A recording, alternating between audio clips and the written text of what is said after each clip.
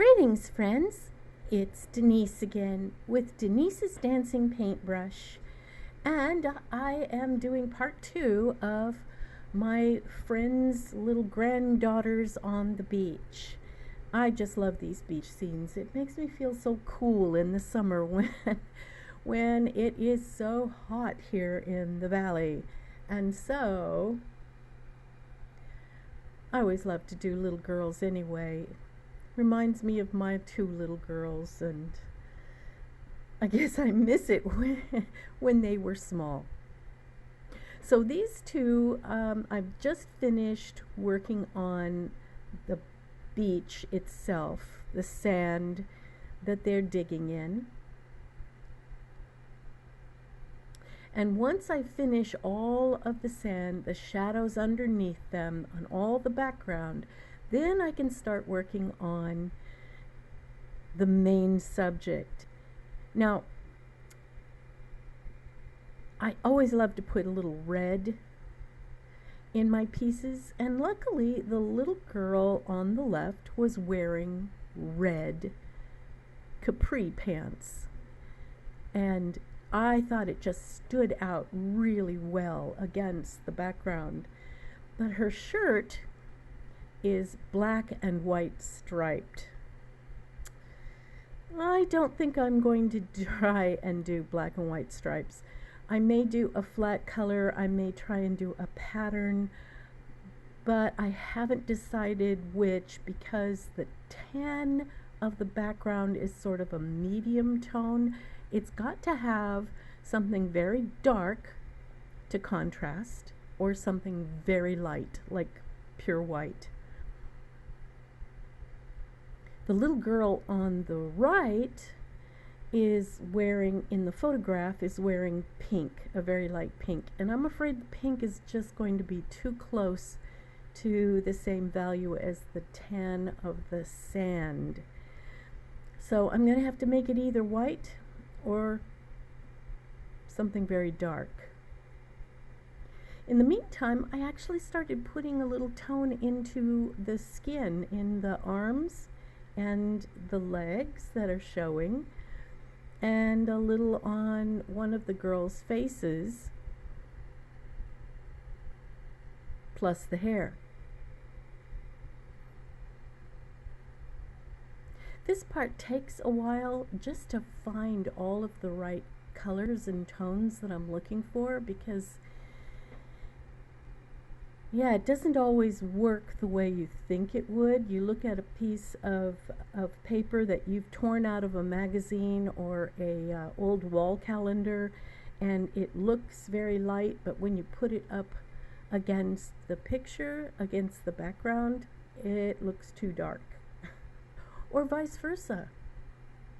What looks dark turns out to be too light.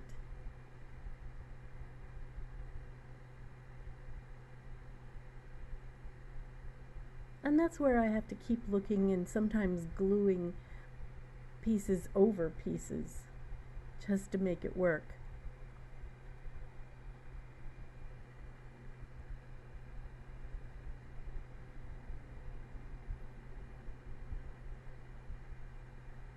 As I go along, I'm also looking for words, phrases, even little photographs that will enhance the picture and that will blend in enough that you have to really search to find them.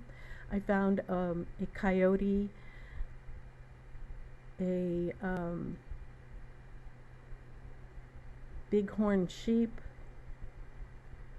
and a bird that look very sandy color that just blend in so well with the sand you can't see it unless you're looking for it.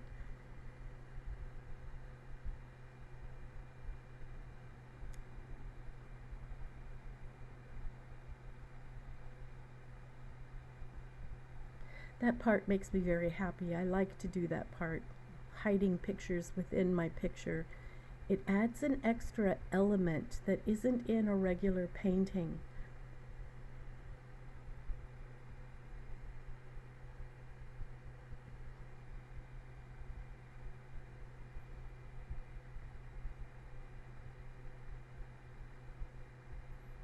Now also, as I'm working along, I have to remember the sunlight is almost straight above the girls. So the shadow is directly below them, and so are the shadows in their clothes, in their faces, and in their hair. The hair that's facing up towards the sunlight is going to be very light, and it gets darker as it goes around the curve of the head.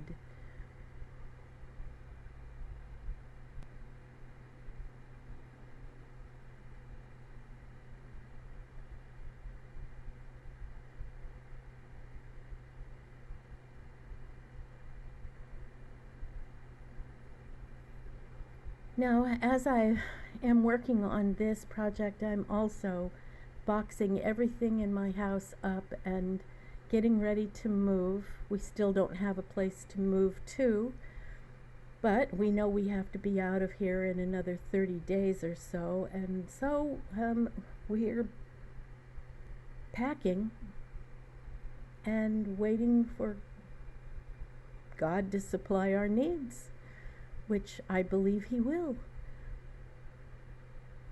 This makes doing my artwork really a challenge. I think it's the diversion of it that helps keep me sane. I feel very calm when I'm working on my artwork. I feel distracted enough that I'm not as stressed. I think artwork is terrific therapy. Everyone should do it. And so that's just about as far as I have gotten this week. I think I should be able to finish it by next week if I'm able to work for any length of time without being too distracted by packing. Thank you so much for watching. I appreciate all my subscribers. You guys are wonderful. Check out some of my other links and see what else I'm working on. And have a blessed week. Bye, everyone.